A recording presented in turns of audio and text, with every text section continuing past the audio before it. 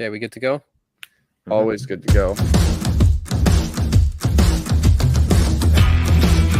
I'm just chilling at Canada Life Center.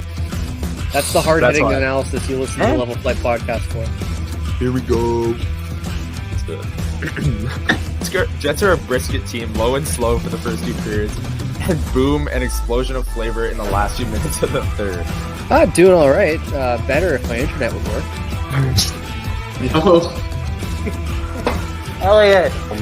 This is comedy. I'm Brian. I'm joined by Connor.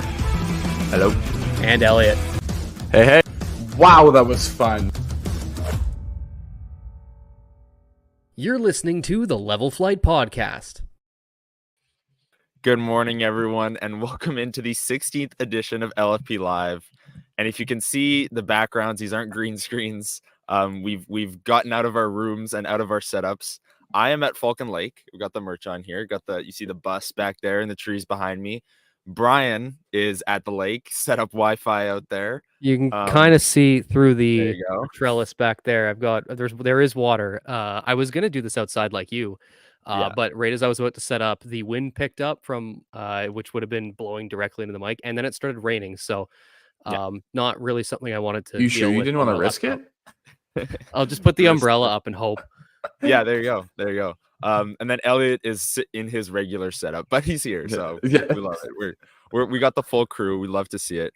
And yeah, we're outside. It's kind of a chilly morning, but hey, I'm tethering to my phone. We'll see how this goes. I have Starlink now, so I am. Yeah, you're good. Absolutely thriving. Oh, you're gonna be perfect. There's gonna be no interference whatsoever. I'm gonna have better internet than I do at home. There you go. Yeah, just don't tell Rogers because I might go over my monthly data limit today. And then it's gonna slow down, throttling you on the call. Yeah, exactly. No, but enough about our backdrops. Everyone's here. Love to see it. Thank you, Matt. At 8:40, always. Good morning, Level Flight. C-Max here. That was a Pomo special last night. Have your team get out played, get out chance, and have your goalie bail you out, and your talent pot a couple goals. Memories of the teams of the Jets past. That honestly did look like a Paul Maurice special last night. Elliot, I don't know if you caught game one, but that was it. To a T. Bob can't save them all. Oil in 7. I picked the Oilers to win in 6, and after last night, I honestly feel fine about that prediction because, as Jay said here, Bobrovsky, unless he plays like that every single game, I think they'll be fine. C-Mac again. Stoop, good first game for Pomo's boys. Bob is looking fantastic. Ticono Pauly's in chat. Good day, peeps, on time, but finally on time. You love to see it. Matt, hello, Ticono. My mother who pays for your data. Well, zing. Maybe the data will be okay. We'll see. Doug, morning guys, making bacon, eggs, and fried potatoes. Yum. That sounds great. That does sound fantastic. Brian, game one last night. What was your initial thoughts of game one of the finals?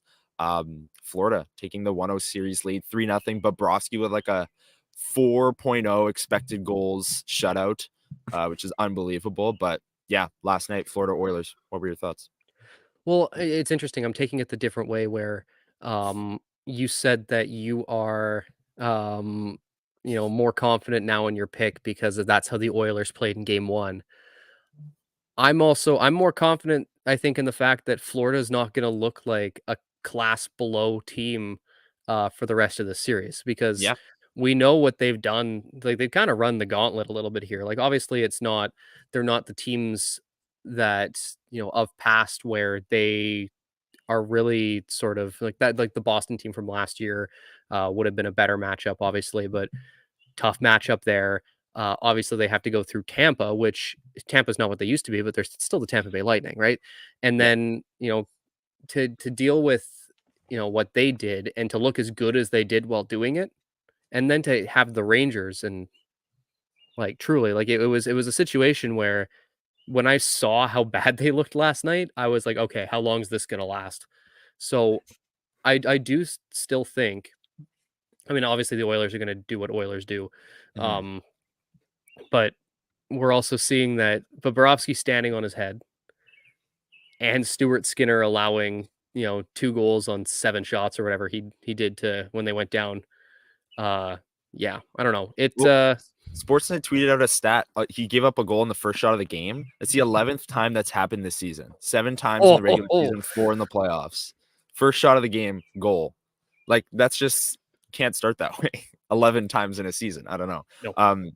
Elliot, what were your thoughts of game 1 last night? If you're able to catch it, I didn't even ask. Yeah. No, I was watching the game for sure. To me, I thought the Oilers played well, but I also think that to a fault, yes, the Panthers weren't at their best, but at the same point, they were still good enough to where, the Oilers make a mistake, they go and capitalize on that mistake, right? Yeah. So it wasn't like the Panthers were so terrible and like they scored on a fluke goal. No, the Oilers just kept pounding pucks at the net. Bob did a couple saves, and then the Oilers would make a mistake and not hold the line or something or pinch, and the Panthers would come the other way and score, right? Yeah. So at the same time, the Panthers were bad, but they weren't so bad that they should not have, obviously they deserve to win the game because they capitalized on their opportunities. The Oilers should have scored on I called a possession, but within the first 30 seconds, they should have scored. Like, I think if Zach Hyman was it Hyman or McDavid? No, McDavid tipped it. He got the deflection on the Bobrovsky attempted clear. Yeah, went right to Hyman. I'm sure if Hyman had put it anywhere but Bobrovsky's face, that's probably hitting the post of the bar and going in. Replay. Oh, like just direct. Yeah, directly. It was like, how did he crawl to his left and make another save after that? Because Hyman tried to tuck that near post and he got stoned again. Also, playing out of his mind. Yeah. 2 things. Speaking of Skinner, I just want to say, whoever the reporter was that asked Stuart Skinner after the game, because I was watching the post-game interviews about how he thought Bobrovsky played last night, there was something along the lines of how do you think, how do you feel about Bobrovsky making saves on the other end? And Skinner's response was I'm watching, he'd make a save and go, wow, that's a great save. Yeah. He's actually the guy with the worst view of the other goaltender. He's at the other end of the ice. I don't know. There's no celebration from our team. Yeah. Or it's also he's the goalie. What do you want him to? He's supposed to be doing the exact same thing. He has no impact on trying to score on Bobrovsky. Yeah. And then to your point, Connor, about you still feel good about the Oilers. Sportsnet threw out a stat right before, as the players were coming out onto the ice. Yes, it's about 75% of the time, which I think is a crazy stat. I don't think in any other sport that has a 7-game series. That I don't think it's that. I think the NBA is it's only 60%. That's insane high, but no, I like it's that number to come down. That would be so. I was sitting there with my girlfriend, and she's like, "What?" So if the Oilers lose tonight, they only technically have historically a 25% chance to win the remainder of the series. And I said, "Yeah, that is unbelievable odds for a Stanley Cup, for a final. That is just crazy." Nuts. Where the two teams are supposedly evenly matched, game 1 shouldn't matter that much, but it does. C-Mac, you absolutely got to love the fans in last night's game. They were loud and loving every minute of it. Florida Temping have amazing, knowledgeable, and passionate fans. Love it. I will say Kyle Bukauskas, the Sportsnet host before the game, was saying, it wasn't long since the tickets in this building came with a free hot dog and a free drink because they couldn't get anyone to come to the games. Yeah. And a parking spot. Yeah, everything. And now it's sold out. Long time Florida Panthers fan Ariana Grande was in attendance last night. Yes, long time fan. Which is it sounds tongue in cheek, but it's true. She was apparently original season ticket holders with her family back in the late 90s there, and there's many pictures of her riding on the Zamboni. And there's also a news nobody else was there to do it. Someone wrote there was a news story about how she was hit by a puck twice in a game, just sitting there. the biggest what if in pop culture history. If Ariana Grande got smoked with a puck. Anyways, Nurse and CC from CMAC here. Yeah, that pairing is brutal. They split them up, and now they're going back to it. Some flashbacks of his Darnell little Nurse partnership just with looks like Velarde, he but has no idea what he's doing. that pairing's getting absolutely cooked. He looks And like they have Sam Darnold with the ghosts. Like he just looks like he has no idea what's going on, man. Yeah. Oilers need to learn how to clear the puck and stop these soft turnovers. Florida's forecheck is insane. They were all over them. Nurse had a bad game. Yeah, Nurse Mike getting dragged. McDaniel. Miami Dolphins had, I know, former 49ers assistant Mike McDaniels. It was rough. Anyways, let's move on from the Oilers. Actually, well, before we do, watching from Alberta, thanks LFP for all your hard work, bringing us the latest. Thanks so much. Thank you so much for tuning in as LFP goes kind of worldwide here. I'm on like the Ontario border. I don't know where Brian is, but I'm like all over the 45 place. minutes from you. Okay, nice. Like maybe one of these times we'll have to like drive up and do it, do LFP live duel. No, yeah, I'll zoom out and then you'll just be sitting right here. Yeah, exactly. Well, thank you. We really appreciate that. Let's move on to some Jets talk. As we are a Winnipeg Jets podcast. The Nikolaj Ehlers report this week, David Pagnotta of the fourth period, he brought up, I forget what the official wording was. It was that Ehlers would welcome a move, I believe was the official wording on that. Again, nothing we haven't really heard before here.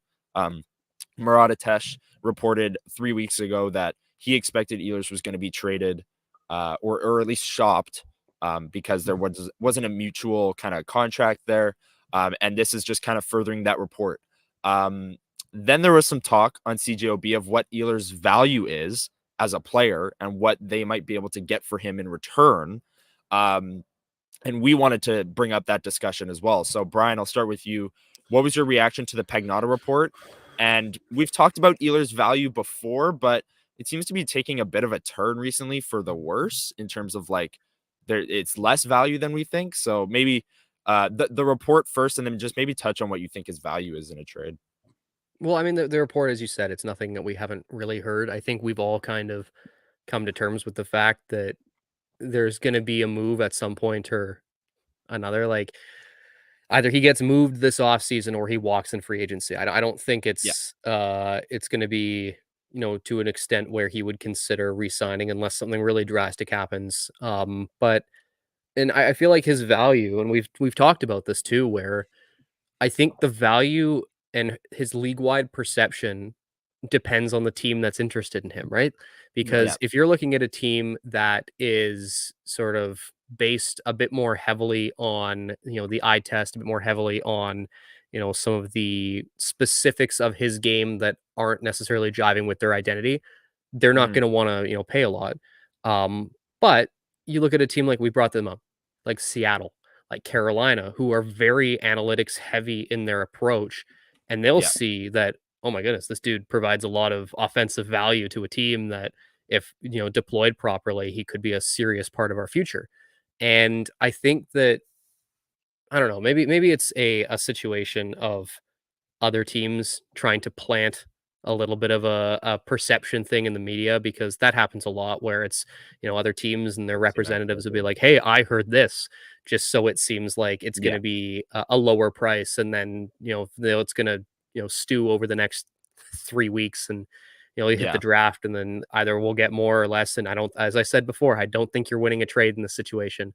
But it's, it sucks because it feels like this has been boiling for a while. But the closer we get to, I think it coming to fruition, I think I've come to terms with the fact that I will not be happy.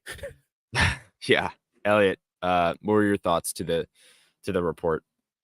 I mean, it is what it is at this point. And like we've already talked about a ton, the league-wide value is like the craziest thing, because some teams seem to value him so much and they think that he's a great guy that's going to be able to contribute multiple levels, either whether that be like creating offense or being a primary line driver, but and people think that, oh, he's this great north-south, like, I'm going to use my speed and this, that, whatever. But then there's also other teams that have a different philosophy that think that he's not great going east-west and he's a turnover machine, right? So it's just this weird scenario where, I don't know.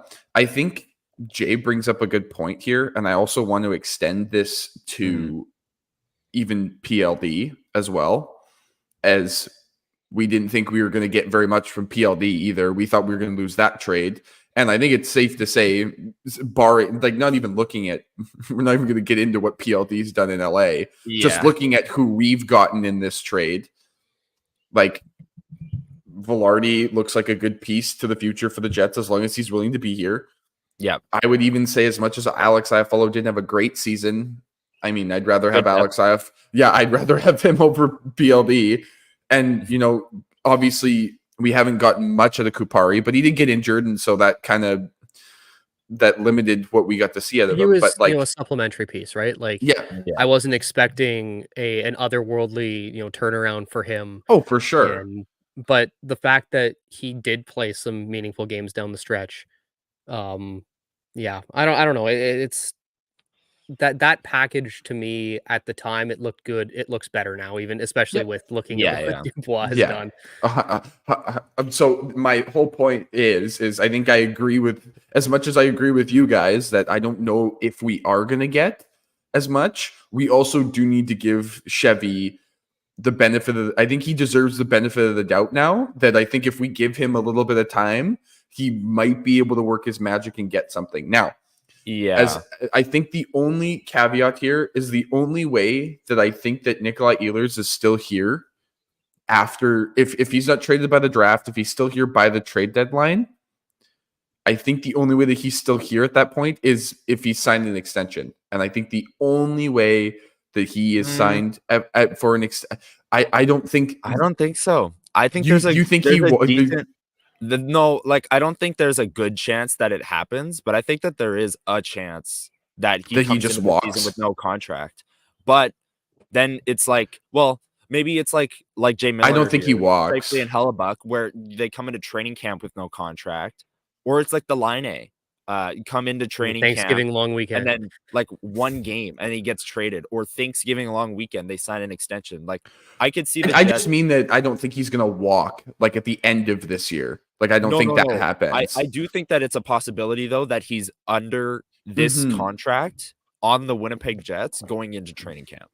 I do think that. I just meant that I don't think he walks. Like, I think the only way that he is still here after this trade deadline is if he signs an extension. And I think the only way that happens is if this entire offseason and going into the first, like, 25 games of the year, he is playing meaningful minutes. He's on the top power play. The only way I think that he is not willing to look for a move is if the Jets show that they're willing to give him ice time, and that doesn't waver either.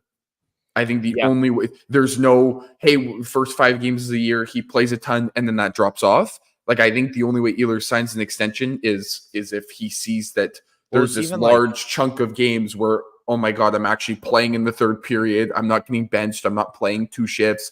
I'm getting top power play time. Or he's on the second power play and they've committed to playing both power plays both units evenly, and something like that. There has to be some sort of agreement. And I think even too, he might put something into his contract that he's got to. I don't think that. I mean, I don't think you can even put that in your contract. No, you know what I mean. Yeah. Like, there has to be some sort of agreement there.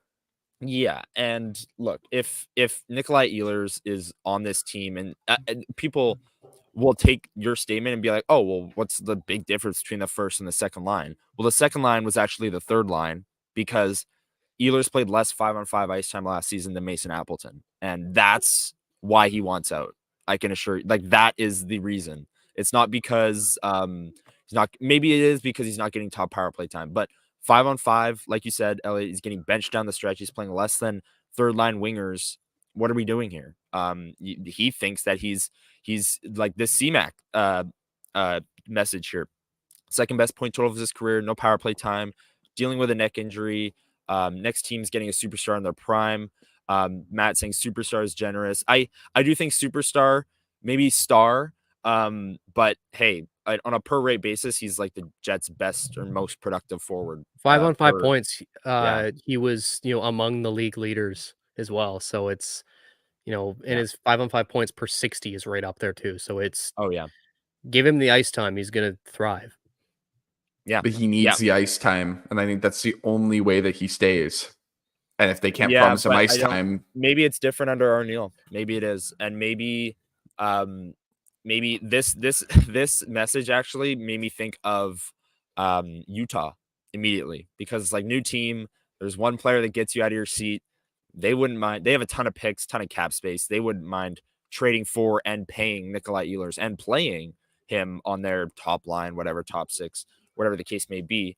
But I just want to quickly touch on the value part of this, because there's been a lot of like like we acknowledge that it's going to be a weird market, because Nikolaj Ehlers, like Alan says here, injuries, inconsistent play, stagnant, needs to play with speed. Playing with McDavid, that would be pretty fun to watch. But I think, like, the market, there's teams that are going to be high on him, and there's teams that are going to be calling, because even without looking at the analytics, he's a winger who put up 60 points in a mainly second line role with no power play goals the entire season. So he's a great 5-on-5 winger at 28 years old. That is it, without even looking at these per 60 rates and all the ways that he produces. I think that teams will be calling, and there will be a market for him, but I don't think it'll be, maybe during, this is funny actually. I was going to bring this up. Maybe during the analytics summit, they figure out he's the best player.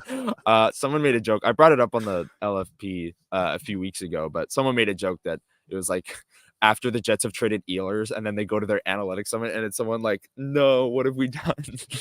And it's like, I hope they have that before they trade him. And then they'll see, oh, hold on. But yeah, I think for PLD, there was a clear market, because, he's like this big power forward center, two-way player that you can like get the moon for, because he's getting paid $8.5 million a year, which is ridiculous. But for Ehlers, it's not that. He's not a center. He's not this power forward that wins in the playoffs, like, it's weird, but I still think they can get good value for him.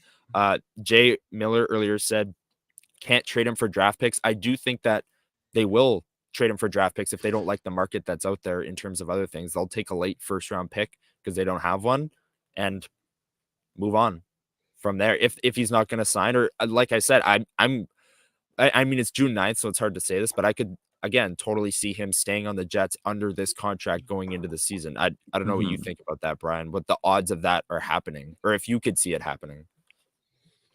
It's tough to figure out, because I feel like the big draft day trades are of years past. Yeah. I feel like that made it so much more interesting on draft nights, where, now it's like, oh, Montreal has traded their, 135th selection to Ottawa for the 134th. And like, now I think that you don't see any sort of blockbuster deal anymore. If there's a blockbuster deal, it happens 2 weeks before the trade deadline.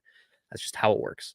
Yeah. And I think that if there's a deal to be made for draft picks for him, I'd like it to be to move up for the Jets into the top 15. If it's not that, I'm concerned about what you're getting in terms of value, because I think that with what he brings to whatever, that's the thing. If you're in the top 15, selecting, you're gonna need someone who is as good as Nikolaj Ehlers to help, push you over to that next level, because there's teams that, just missed the playoffs, teams that are, rebuilding and getting closer.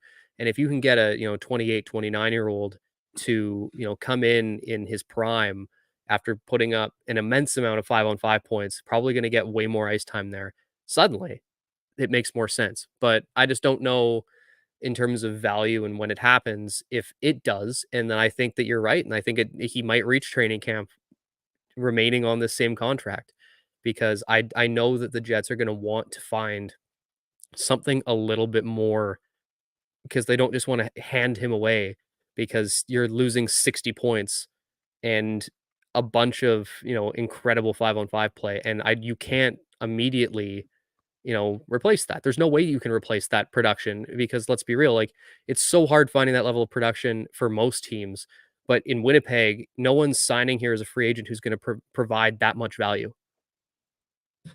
Yeah, and honestly, like a lot of the points you brought up, that's why I could see him staying into this next season, because the Jets are a win now team, or they're in a win now mode. Like their core is what, Scheifele and Hellebuck, 30 on the wrong side of 30. So to trade a winger in your top 6 in his prime for a draft pick who's not going to make an impact for 4 years, that's tough. Like if Ehlers gets traded for the 15th pick, this player's not playing until 2027, 2028. Yep. Luckily, 35, maybe like that's the thing. So that's why the PLD deal was such like a swindle, because they, instead of fully rebuilding like everyone thought the Jets would, Scheifele, Hellebuck, PLD all out the door, it was PLD, for Velarde and Iafallo, 2 pieces that can help them win right now, and a high second round pick the next year, Montreal, which turned out to be a high pick, but it's Montreal. You could kind of guess that. Anyways, but I think the ability to retool the deal, I don't think that is an option with Nikolaj Ehlers. I think it's futures, and I think it's picks. And I think Chevy looks at that and says, you know what, we're a win now team. I'm going to keep him into the season under this contract and think about it again at the deadline, because I don't know. I got a feeling I want to ask, that this drags out longer. I saw it on Twitter and it made me irritated. Oh God, here we go. Where someone said, I can't remember who it was, that trading Nikolaj Ehlers does not make the Jets worse.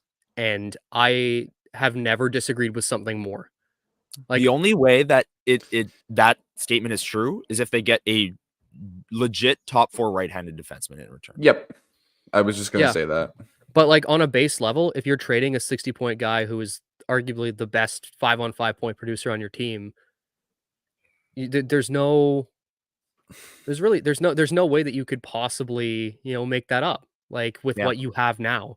And like, let's be real. Like, I don't know how you could possibly, mitigate the disaster that comes when suddenly you've lost a scoring touch on your second, third line.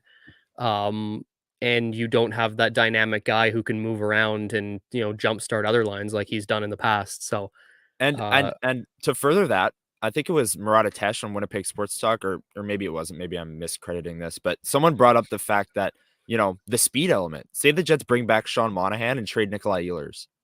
This team is slow. This team is slow if they do that, right? Like, and there's been interest. Reason they looked so bad against Colorado is they were so much slower. They got skated into the ground, and you're trading your fastest player and probably going to bring back a guy who's slower than him. Exactly. Yeah. Well, there's been reports that they're interested in bringing back Monahan. I don't know. Like, Evolving Hockey's contract projection for him is 3 years, $5.2 million. I think that's high for a player that's very high. The past couple of years, he did have a fully healthy, productive season this year and generated a lot in the playoffs. It didn't translate to points, but look, I think, C-Mac brings it up. Like, I think that they'd just be too slow. If you trade Ehlers for a draft pick, re-sign Sean Monahan, and you've got Cole Perfetti and Sean Monahan in your top 6 and Gabriel Velarde, like that's just the current slow. NHL. That's too slow. You can't. So we'll see. And then there's a Lambert discussion going on in the chat here as well between Matt, C-Mac, and Jay. Lambert, is he an option next season? I don't know. If they trade away Ehlers and don't re-sign Sean Monahan, it might almost be at a necessity that he has to in the top 6, right? Kind of have to throw him to the wolves. Yep. Hope you're ready. Here you go. But yeah, we'll see. Do we want to talk about the draft? We want to talk about the draft. This is a good kind of segue because, we're talking about Ehlers potentially being traded for draft picks. They might have a first round pick or not, but they definitely have the 37th pick. But first, let's hear a word from DraftKings maybe, and then we'll come back and talk about the draft. There's been some discussions recently. I know Brian's put out some posts at the Hockey Writers. So go check them out if you haven't, on the value that the Jets could get at the 37th pick, some of the players that could be there. Lots of good stuff. So go check that out. But when we come back, we're going to talk about it here on LFP Live. Thanks for joining us. First, you're going to hear a word from DraftKings. We'll be right back. The chase for the Stanley Cup continues, and the action at DraftKings Sportsbook, an official sports betting partner of the NHL, is just as hot as it is on the ice. With same-game parlays, live betting, odds boosts, and so much more, don't miss out as the Stanley Cup playoffs wind down. And if you're new to DraftKings, you gotta check this out. New customers can bet $5 and get $150 in bonus bets instantly.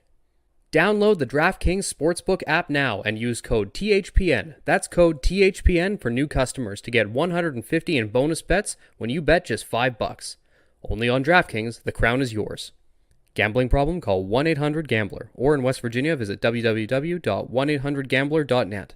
In New York, call 877-HOPE-NY or text HOPE-NY 467-369. In Connecticut, help is available for problem gambling. Call 888-789-7777 or visit ccpg.org. Please play responsibly. On behalf of Boot Hill Casino and Resort in Kansas, 21 plus, age varies by jurisdiction, void in Ontario. Bonus bets expire 168 hours after issuance. See dkng.com/ice for eligibility and deposit restrictions, terms, and responsible gaming resources. Copyright NHL 2024, all rights reserved.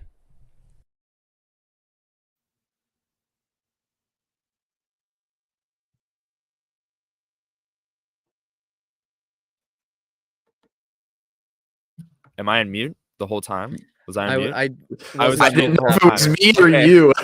Okay, I was on mute the whole time. All right, we're back. Thank you everyone for tuning in to the 16th edition. Thanks, Matt. I thought your internet had it No, was no. We're going, but good. it hadn't caught up. I was like talking, you guys weren't reacting, so I looked down and I was like, I saw red. I was like, oh boy, I'm on mute. Anyways, I'm back.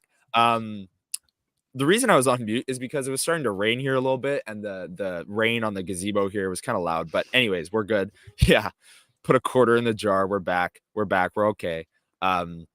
Thank you everyone for tuning in to LFP Live. We're here every single Sunday morning, 9 a.m. We really appreciate it. Come on by, say a few words in the chat. We really do appreciate it. Now let's talk about the draft coming up. The Jets have the 37th pick. That is courtesy of the Montreal Canadiens in the PLD trade we just talked about.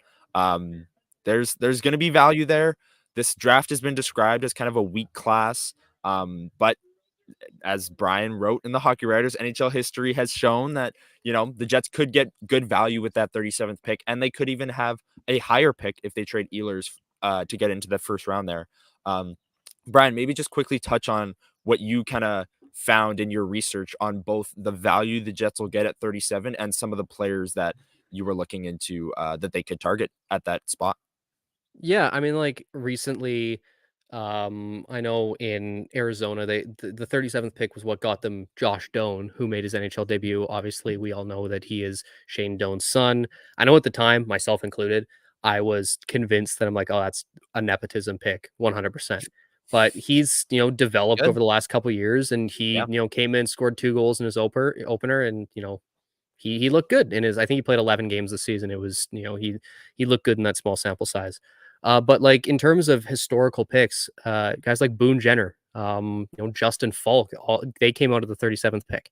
And then I was looking a little bit deeper into guys that might be available at that range. I that's the thing; it's hard to really project anything past the first round because some guys, you get to a point where they're close enough that they might rise, they might fall. It's hard to tell. And being 5 picks into the second round, there's a few guys that are sort of sitting at the that lower level of the first round, higher level of the second round, where I know Tanner Howe came up, who plays in the WHL for Regina. He played with Connor Bedard last year, so a lot of people were sort of wondering what does he do without Connor Bedard, and he went out there and he still looked good. He's a very tenacious player. He's very strong in the puck. He's smart on his forechecks. He's got really good finishing ability and tight. He's going to be one of those guys that really gets under the skin of other opponents and everything. So I know that really sort of fits into what a lot of the NHL is doing, where it's the skill mixed with the agitation. So you get that. I looked at some defensemen because I know that there's the conversation, which we'll get to in a little bit, whether it's you draft for need or you draft best player available. And I tried to do a little bit of a combination between the two because I was also looking at guys like EJ Emery, who is a big defenseman. He's 6'3" right now. he, he's born in British Columbia. He's got dual citizenship, but he chooses to represent the U.S. So he's currently playing in the U.S. Development program. Big defenseman, very strong defensively. He's got to work on his offense a little bit, but he is one of those guys that is incredible at defending the rush. And obviously, in the junior ranks, the speed of the game is so high that if you're good at defending the rush in that level, that's probably something that's going to translate fairly well because it's your reads, right? It's your hockey IQ. Oh yeah. So you get guys like him. I looked at Dominic Badinka, who he has been playing over in Sweden, but he's a Czech player. He's another big 6'3" defenseman. He's got really good puck handling. He's very good at moving the puck up the ice. He's strong defensively on the rush. He's got to work on some of his stick handling and his skill ability, but what you're looking at is essentially a guy who is ready to move the puck at the NHL level, but it's the little fine tuning of the skills that it's going to take to sort of adjust him to the North American ice. But I looked at both forward and defenseman just to try and give a little bit of a mix. And then there was also too, like, a lot of people didn't like my take on it, but I was looking at sort of a high risk, high reward guy. He was born in Denmark, but he plays in Liga. The name is Aaron Kiviharju. He is a fantastic puck moving, defenseman, and he has some question marks because he missed most of the season this year with injury, but his puck moving ability is what a lot of teams are looking for now. So it wouldn't shock me, even with missing the time, if he goes higher than the 37th pick.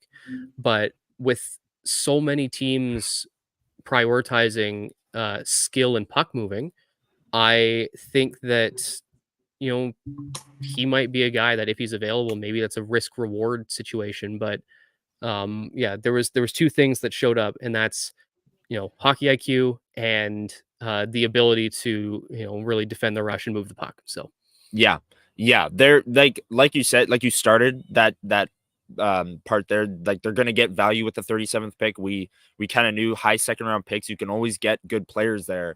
And then the players you brought up, it sounds like they will, that statement will reign true and they will get value there. Elliot, I want to ask you the question of need versus like BPA. We have it on the right side there, best player available versus need. Obviously the need for the Jets is defense. I mean, their defensive prospect pool is Elias Salomonson and then a bunch of guys. Because they've drafted 4 forwards the last 4 years in the first round, right? So I think the defenseman is the pick, no matter what their first pick is, whether it's a late first from Ehlers, or it's an early second that they just hold on to this pick. I think it's a defenseman. But where do you lie on that? Like, if a forward's really falling, do you lean towards that, or are you like stick with the need all the way through? Where do you sit on that? So I've always been a proponent of going BPA. Okay. So the way that I view it is, unless your need is like a couple picks away from BPA, I never reach for need, because in my mind, the way that I see it is even if you have, like, let's say down the road, we get to the draft, Jets keep, let's just say everything stays the same, Jets keep the 37th pick.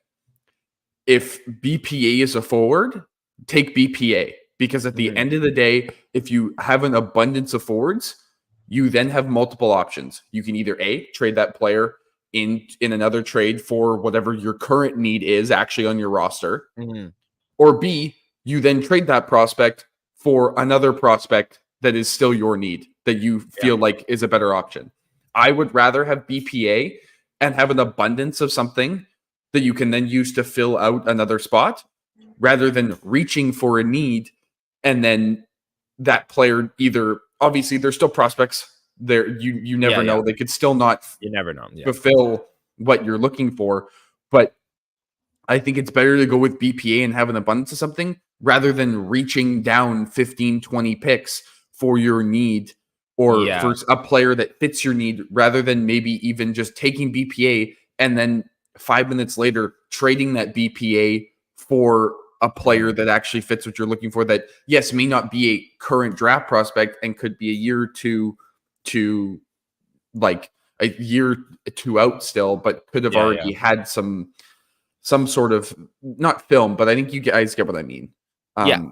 I'm always BPA because at 99% of the time when you go with need, you're always reaching, and it's like unless you get super lucky, you're normally your reach for need is normally a bad pick because you're not in that right frame of mind. If you go BPA, I would say 80% of the time, which in the draft is pretty safe. I think 80% of the time for BPA is always at least you get something out of it. Yeah, fair enough.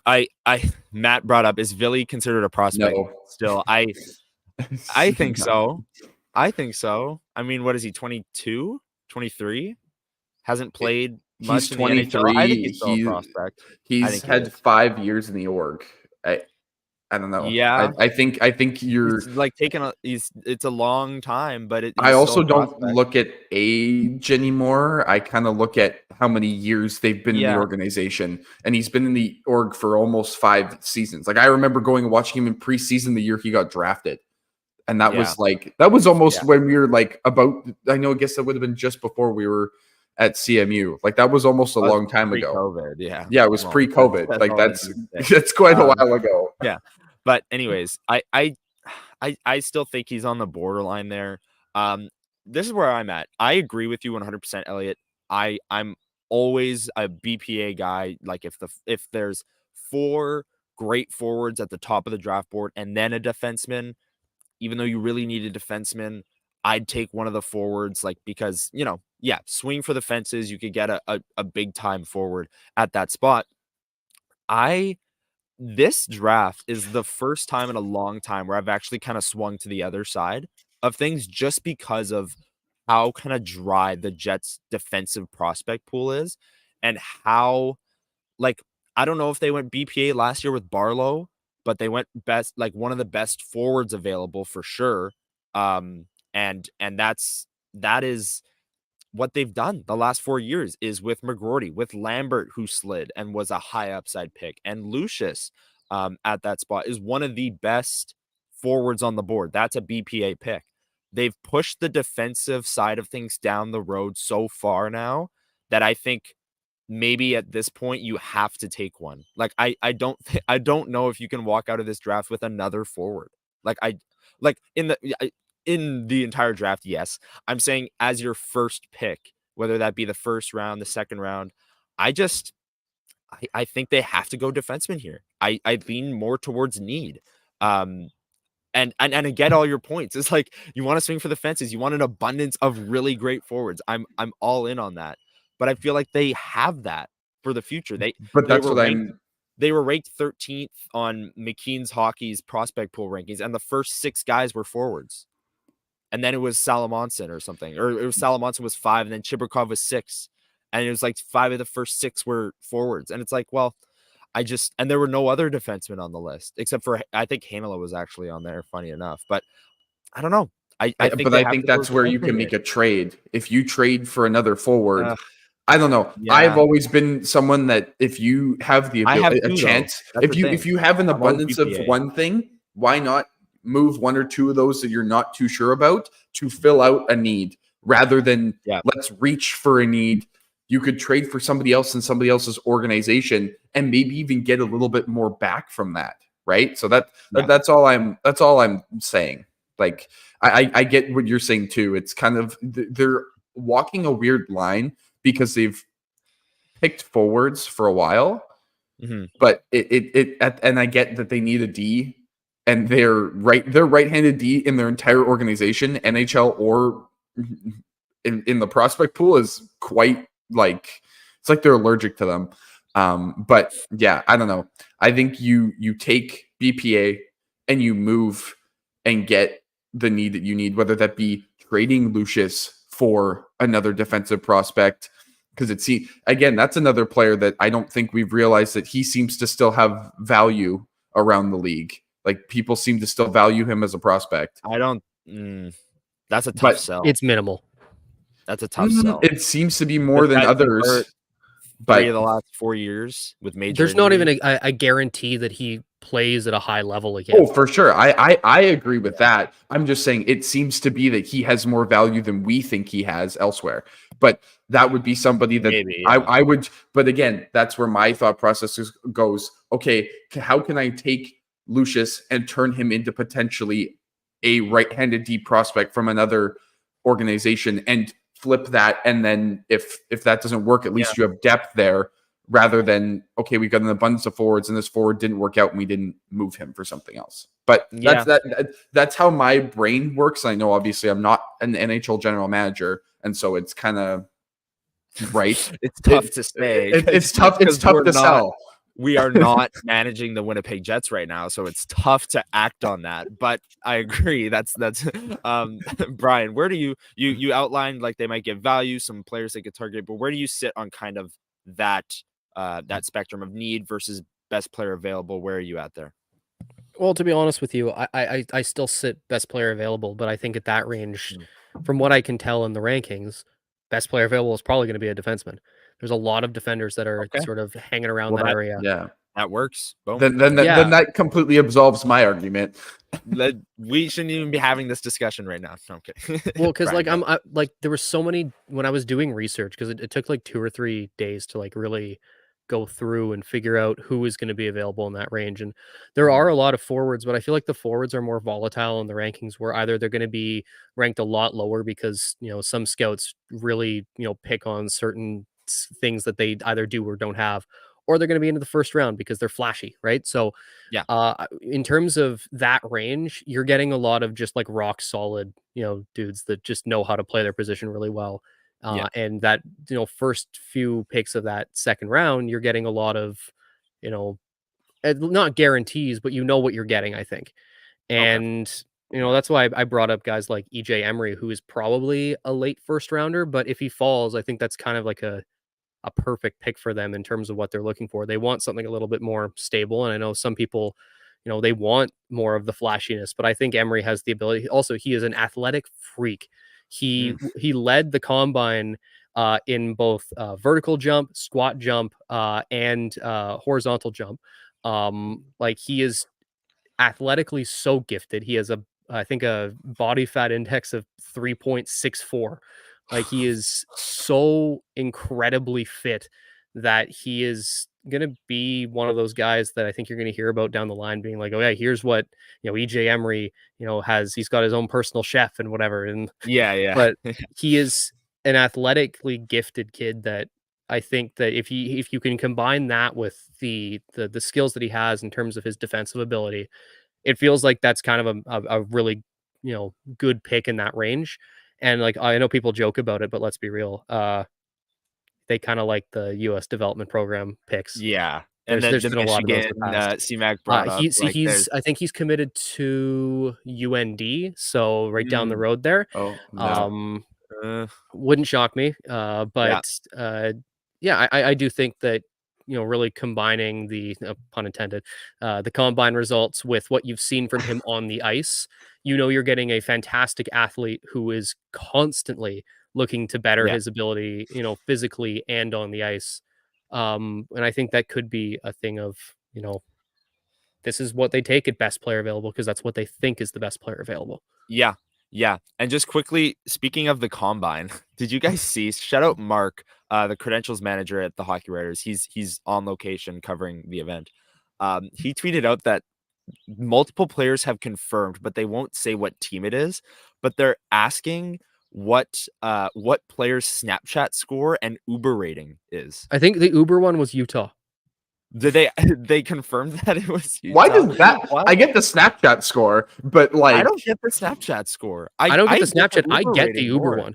Yeah, the Uber rating makes more sense because it's like you're with a stranger. How does this stranger see like your manners in a car? Like that makes sense. Yeah. Like, did you treat people with respect? How do you deal with other people? Like Snapchat all my friends. Like I don't know. That's just so. But I think that's what they're. Well, if it's higher, does it mean that you don't dedicate yourself enough to hockey?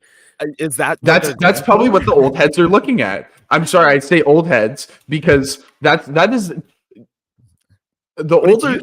I'm walking a fine line here. But the older generation. Oh, the Snapchat. Okay, just the Uber one was Utah.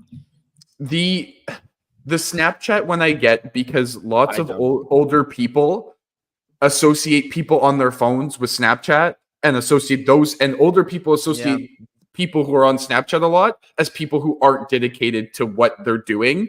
So I can get some older people who don't understand are asking that, and that's their frame of who this person is. But that's how I'm just saying that is how some older people that I have even encountered as where I've worked and people I've talked to see Snapchat as. And I would not be surprised if there is management groups around the NHL of people who are around the 55 to 65-year-old range that don't understand technology that much, that see Snapchat as this terrible bad thing that like is ruining players' careers and lives. I'm just saying. But like, it's way more sensible to ask about screen time then. Like if you're just I agree with that. Like, what if I have a crippling Twitter addiction and I don't go on Snapchat? I mean, my Snapchat score is low. Do, but what I do, yeah. So my Snapchat score is super low. That's why you weren't drafted, good? Connor. Is that good? I have 12 hours a day on Twitter. Like I just feel like you're missing the plot. Like you can ask about the Uber rating. I get that because, like I said, you're with a stranger in a car. They rate you on like your manners and how nice you were to them and all those things, and that's like valuable. Like Matt brought it up. They want quality people. You want to be a quality person to your Uber drivers, but the Snapchat score just makes no sense. Just makes no sense. Well, we've got Mike Babcock in chat here with no, okay. yeah. But Yikes, you see. Right. You see all these weird questions all the time, right? Like the NFL seems to be like the place where all these questions happen. Like the NFL, the amount of times that I've heard the whole, they've asked about like question in terms of questions like the railroad question. If you guys know what I'm talking about, I don't want to get into it, but like choosing between like that one's in the NFL all the time. Like I swear all 30 teams ask that question, right? Like they ask stupid questions. And I get that I've watched so many things that there's stuff behind these questions, but some of them are just so wild. Like, even the one about Keon Coleman you guys have seen that video where they ask him if he plays golf, and it seemed like a very important question, and he made the joke about Tiger Woods. Like, there's questions like that that are just so stupid that I just don't get it. Like they're not important questions. Maybe it's to like the asking a stupid question thing might be to like see how he answers. By taking it, like if I'm sitting there and he goes, "What's your Snapchat score?" I'd be like, "What are you talking about?" And he'd be like, "Oh, this guy doesn't care. Like he wouldn't answer our question." Like I don't know. Well, like let's be real. Like you've seen it in the past that teams will base their draft decisions on how players answer really dumb questions in a very pressure-filled interview, and then they go on and be like really, good somewhere else, where it's like, we asked him why he thinks he should be drafted higher, and he answered, and so therefore we thought he was cocky and we didn't want to draft him. But his Uber rating was a 4.5, so that bumped him back up the board. Bring him back up his first Snapchat overall. Score was too high, so that bumped it right back down. What if Macklin Celebrini's Uber score is awful? What if? Could Macklin Celebrini slide to 7? A little Bo Callahan action with the Uber rating. Wow. Anyway, did nobody go to his birthday party or what? yeah, exactly. Anyways, it's time. We always wrap the episodes with this. We're nearing 10 o'clock already, but I don't know. I'm out here. We'll go a little over. Yeah, we're going a little over. I'm out here, enjoying the day. But anyways, drop your questions in the chat, and as I wrote there, hit the subscribe button while you are down there dropping your questions. Again, I saw Matt bring it up earlier. Actually, I got to go back to it because here it is. I hope Lambert is eating all the briskets. There's another brisket mention. I think we're batting 1,000 still, or we did miss one actually. There was one episode where it didn't get brought up until the very end. We were like, oh no, how did it not get brought up? But anyways, this is how the brisket, we bring it up every single time because we haven't seen Sammy Smokes in a hot minute. Yeah. I don't know. I might have to reach out, see what's going on. But I think these questions can be about anything. Could be about hockey. Could be about our Uber ratings. Could be, don't whatever. have one. just yeah. You're not getting drafted, Elliot. I'm sorry. Yeah, I guess not. Exactly. Would Anyways, make drop sense. your questions below. Uber driver summit. Yeah, exactly. That's the analytics summit. That's the number they're gonna look at. Everyone bring your Uber rating. Only Oh, one number Nikolaj matters. Ehlers? 5 on Which- 5 chances? No. Nikolaj 5 Ehlers, on 5 2.5? Uber rating. Gone. Yeah. Oh my god. Which wouldn't there not be very many because most of those guys drive themselves or have a driver that it's they in like. Winnipeg, Yeah, Well, I guess they would Uber on the road if they're like going out to a restaurant. Yeah, or a true. bar on an off day or something. true. I think maybe they'd Uber then. But We're off again, the rails. we're Hey, that's okay. That We're is part having of the an LFP summit. experience. we're having an Uber summit. That's what we're doing. An Uber summer summit. This is what we do on LFP Live. We get off track. Okay. Welcome if it's your first time. We appreciate it. Imagine Gold Eyes- joining the first. Sorry. This is the first time you've joined LFP Live, and we're rambling about Ubers? NHL players' Uber ratings. This is what the NHL wanted. Or this is what Utah wanted. Sorry. Yeah. Or you know what? To expand it more, this is what the NHL wanted because they moved Arizona to Utah and Utah asked the question. So Yeah. So it's This is- actually Gary Bettman asking. it's Bettman. That's why Florida won game 1, man. It's Bettman. Gary Bettman's Uber rating. Yeah, what would Gary's Uber rating be? I actually feel like he's a pretty good guy. Like I think he gets a bad rap, but I think he would have a good Uber rating. That's a hot take. Yeah. Anyways, C-Max, let's get to the questions. We could talk about Ubers, I guess for a while. I guess that's what we just proved. But anyways, what is the average length of a Gold Eyes game? Went on Tuesday and that was a 1-0 win, which would be fast, but goddamn, that game was fast. They are faster now with the pitch clock. I would say they average out at around 2.5 hours. Sometimes when it's a 1-0 game, it'll like creep down towards the 2-hour mark. It was but- sub 2 in that Sub the 2? unfortunate. That's yeah. crazy. So the game where that's crazy. it was a 1-0 loss to Kane County. Yeah. Where Landon Barassa had a 9-inning effort. He had a no-hitter going into the 7th.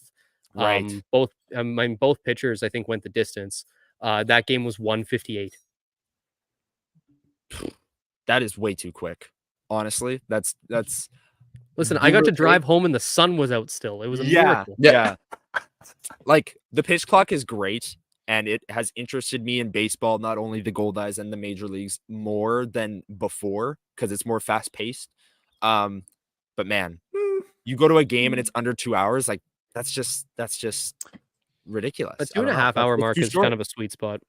Yeah. And then there are games where, the final score is like 7-5 and it ends up being like almost 3 hours. So I'd say anywhere from like 2 hours and 15 minutes to 2 hours and 45 minutes, I'd say is the average. To answer the question, C-Mac. Matt saying Gold Eyes and Sea Bears playing today. Sir. Yes, big games. Who do the Sea Bears play? They play the Surge today. They're in Calgary. They went all the way from Niagara to Calgary in like 3 days. Tough distance traveled. That's the what is it? They showed that graphic before the finals. It was like distance traveled, Edmonton and Florida, and then they added it all up, and it was like a 2,500 kilometer difference. I'm like, okay, that's Who 17,000 to 14,500 or 15,500. It's like, all right. The only thing I want to say about the Sea Bears today is if you are going to watch, I'm very curious to see how Teddy Allen plays today. He got ejected in the game against Niagara, so I don't know what's going to happen. Should be interesting today. Should be interesting, yeah. And then the Gold Eyes, they are in where are they? Milwaukee. Milwaukee. They're playing the Milkmen. They're closing playing out the their Milkmen. 3-game series against the Milkmen. Yes. And One of the best they won names last in the night. league. Still miss the Wichita Wingnuts. But Yeah, me too. Me too. I especially miss when we beat them. I was just gonna say in the championship game. But we saw another great pitching performance last night for the Gold Eyes. Zach Reininger went 8 2/3. Only needed Justin Courtney for 1 out in the game. They ended up winning that one 7-4. The bats are heating up. They lost the first game, but they are overall they've been very up there considering Kane County was the best in the East when they played them. They won the series against them.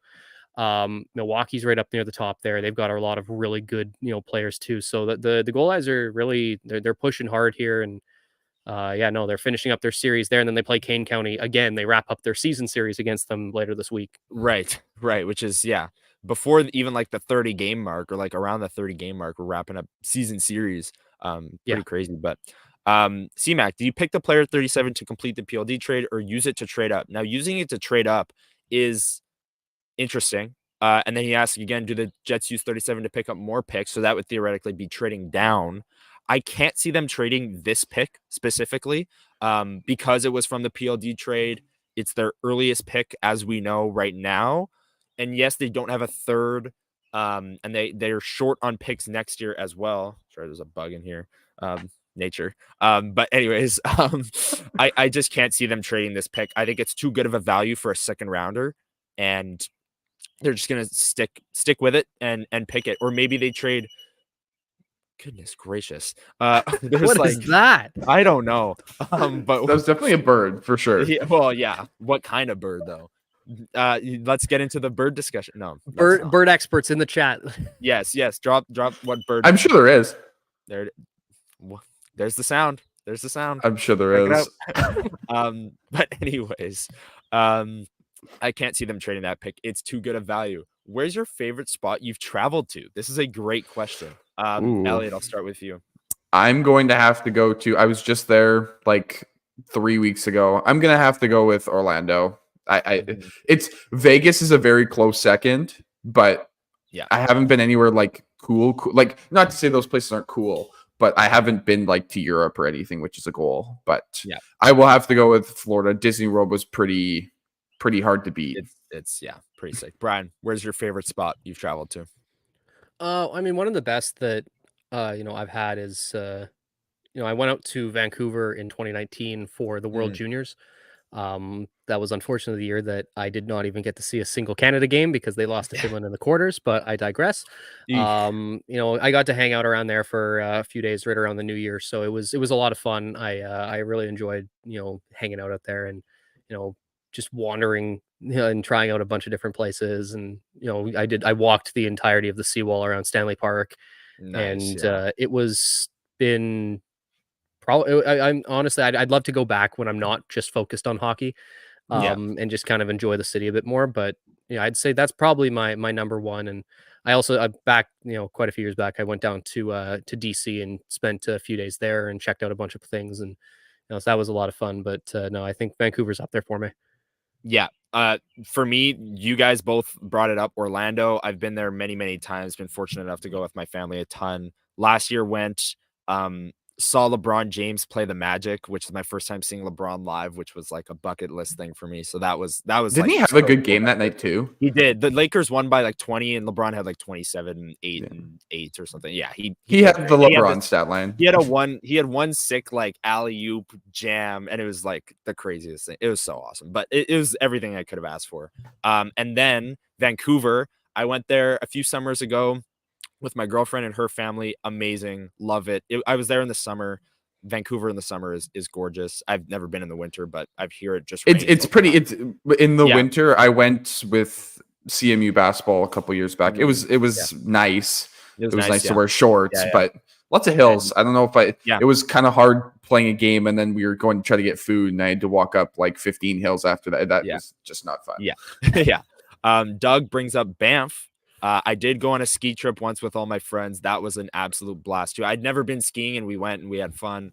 And then, that's about it. I mean, I went to San Francisco once as well. That was super fun to see a 49ers game. Yeah, that's very fortunate enough to go on a lot of vacations. Let's get back to the Jets talk here. Is there a contract buyout by the Jets this offseason? Schmidt, Pionk, should there be? Schmidt, I think if they're unable to maybe like attach a late round pick and move him to a team with a ton of cap space, he'll get bought out. Gotta be. Pionk, I think it's less likely that they entirely buy him out. I could still see a trade happening. I could still see a buyout happening, but I just think it's all less likely than Schmidt is for both of those things. Do you guys agree? Yeah. Schmidt's the more likely. That's all I'll say. Yeah, I was thinking that's all I got. Thing. Well, it's funny too. I brought this up too. He's been, in and out of here, and he watches a lot. But my buddy Connor from New York, he is a huge Rangers fan. And Rangers fans, a lot of them have been very soured on Jacob Trouba after his playoff performance. And I asked him, would you prefer current Jacob Trouba or Neil Pionk and Ville Heinola? And he refused to answer the question because he goes, it changes every year. He pled the fifth.